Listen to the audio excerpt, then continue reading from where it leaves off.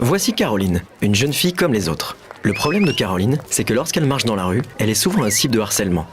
De harcèlement bien trop pesant. Et elle n'est pas la seule. Stop Harcèlement de rue est une association qui, comme son nom l'indique, combat le harcèlement de rue. Le problème, c'est qu'en dehors de ceux qui sont victimes de harcèlement de rue, beaucoup de personnes ne réalisent pas à quel point cela peut devenir une pression insupportable au quotidien. Plutôt que de tenter de leur expliquer, pourquoi ne pas leur démontrer? Voici Hey, la première application qui reproduit l'expérience du harcèlement de rue. Sur l'App Store, elle est présentée comme étant la version française de Yo. Vous savez Yo, la fameuse appli qui a été téléchargée plus d'1 million de fois, où tout ce qu'on peut faire c'est s'envoyer des Yo entre amis. Hey fonctionne exactement de la même manière. Vous pouvez ajouter des amis et leur envoyer des Hey quand vous voulez. Mais il y a un piège. Sorti de nulle part, un utilisateur inconnu, Martin88, vient automatiquement s'ajouter à votre liste d'amis et commence à vous envoyer des Hey.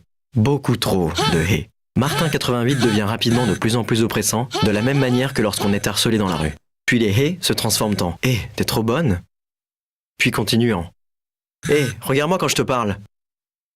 Hey salope, tu crois que tu peux te casser comme ça? L'utilisateur n'a plus qu'une seule solution, bloquer Martin88 de sa liste d'amis. C'est à ce moment-là que notre message se déclenche. Si vous pouvez vous échapper aujourd'hui, pour beaucoup, le harcèlement de rue c'est tous les jours.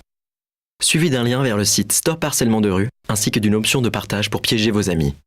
Grâce à cette application, nous avons pu sensibiliser ceux qui avaient pris l'habitude de tourner la tête, pour que la prochaine fois, au lieu de ne rien faire, ils aient plutôt le réflexe de réagir.